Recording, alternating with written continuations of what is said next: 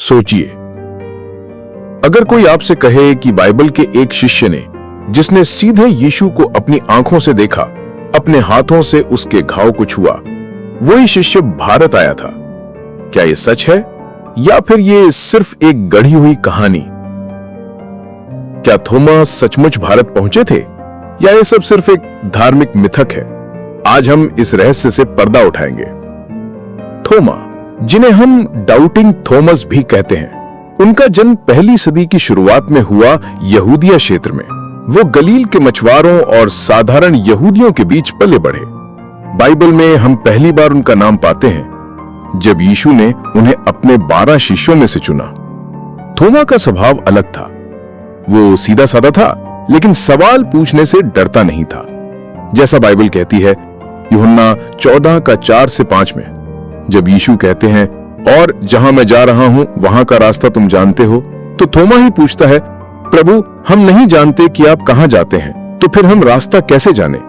यानी थोमा हमेशा सच्चाई को गहराई से समझना चाहता था।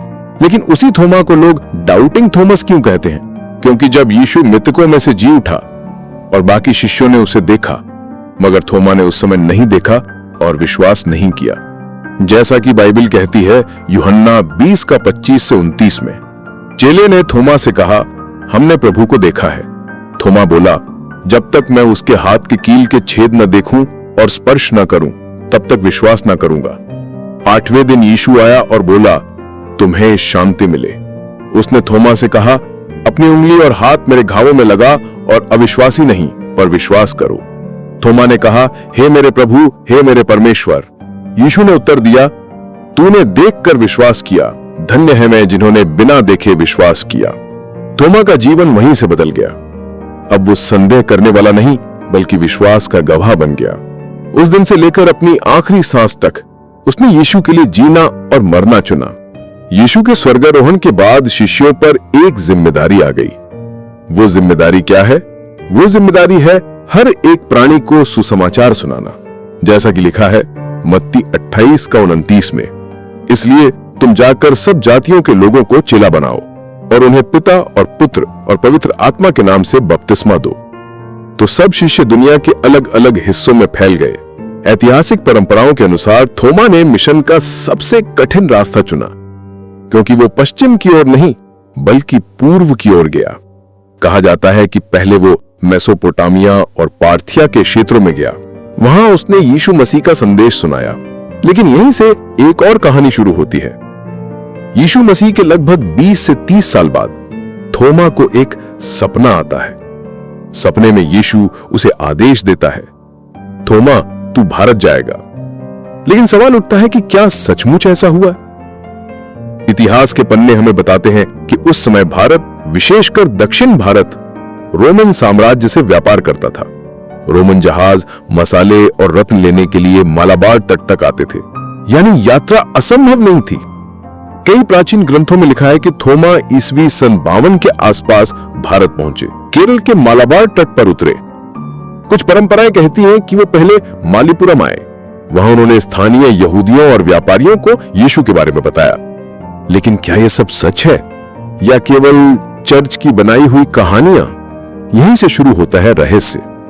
इतिहासकारों के अनुसार 3री-4थी सदी में लिखी गई किताब एक्ट्स ऑफ थोमा बताती है कि थोमा सचमुच भारत आया था। इस किताब में लिखा है कि उसे एक व्यापारी ने गुलाम की तरह खरीदा और भारत लाया। लेकिन कई विद्वान कहते हैं कि एक्ट्स ऑफ थोमा पौराणिक कथाओं से भरी हुई है और उस पर पूरी तरह भरोसा नहीं किया जा सकता। तो फिर सच क्या है?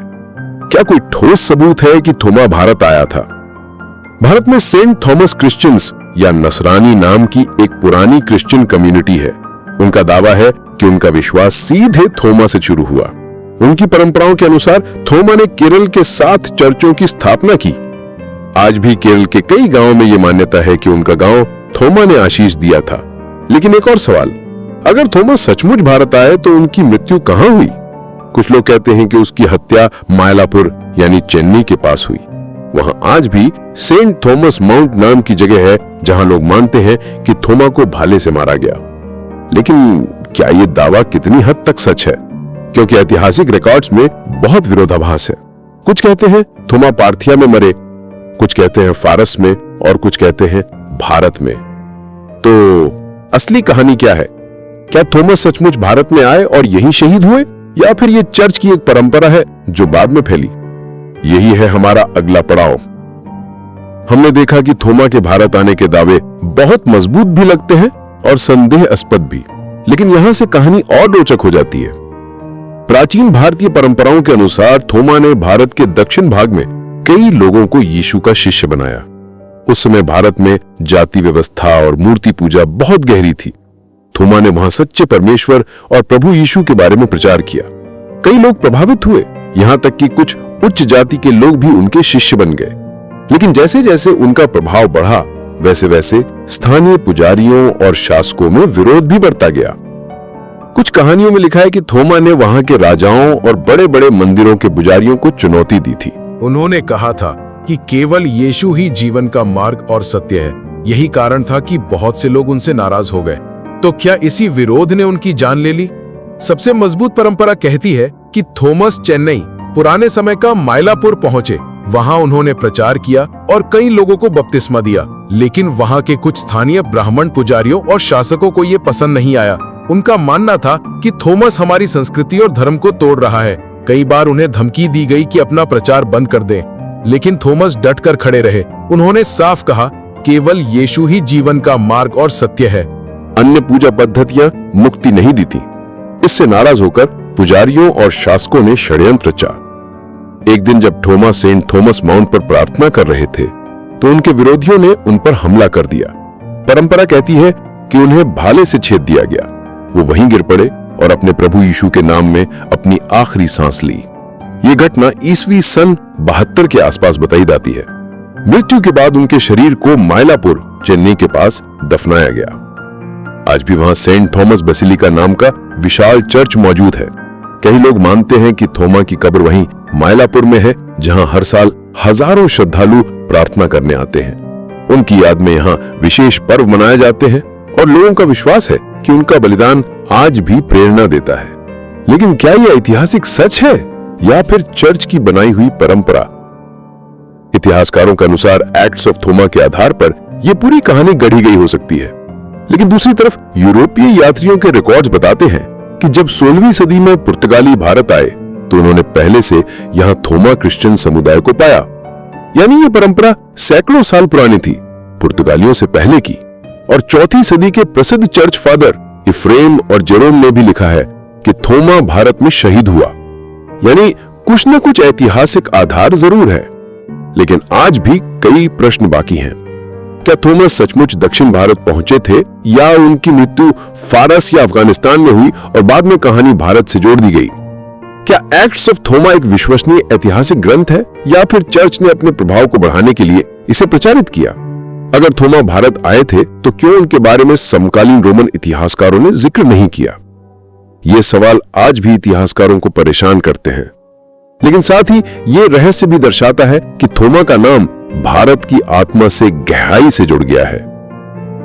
चाहे वो सचमुच भारत आए हों या नहीं, एक बात निश्चित है, थोमा ने अपने प्रभु के लिए अपनी जान दे दी। जिस शिष्य ने कभी संदेह किया था, वही अंत में इतना दृढ़ बन गया कि उसने अपनी जान भी कुर्बान कर दी। उसका जीवन हमें यह सिखाता है कि संदेह से विश्वास तक की यात्रा कितनी अद्भुत हो सकती है। आज भारत में करोड़ों मसीही अपने विश्वास की जड़ों को थोमा से जोड़ते हैं। शायद यही सबसे बड़ा सबूत है कि थोमा केवल एक नाम नहीं, बल्कि एक विरासत है। कल्पना कीजिए, एक शिष्य जिसने यीशु के हाथों को छुआ, उसने शायद हमारे देश की धरती पर भी अपने कदम रखे हों। क्या यह विचार ही हमें रोमांचित नहीं कर देता? अब सबसे अहम सवाल आपसे है, क्या आप मानते हैं कि थॉमस सचमुच भारत आए थे, या फिर यह केवल सदियों पुरानी परंपरा और कहानियों का जाल है? सोचिए, एक शिष्य जिसने सीधे यीशु के हाथों को छुआ, क्या उसने हमारे देश की धरती पर अपने कदम रखे थे? अपने विचार, अपनी राय, अपनी जिज्ञासा सब कमेंट में जरूर शेयर करें, क्योंकि हर सवाल, हर सोच हमें इतिहास और विश्वास के बीच की यात्रा पर ले जाता है। और अगर आपको ये कहानी, थोमा की यात्रा, उसका साहस और रहस्यमय जीवन इतना प्रेरणादायक और रोमांचक लगा, तो इसे अपने दोस्तों और परिवार के साथ शेयर कीजिए। याद रखिए, थोमा की कहानी सिर्फ एक इतिहास नहीं, ये हमारी खुद की विश्वास और संदेह की यात्रा का आईना है।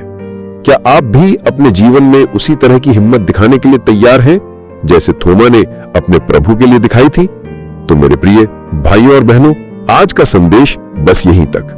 फिर मिलेंगे अगले वीडियो में। परमेश्वर आपको आशीष दे। जय मसीह की।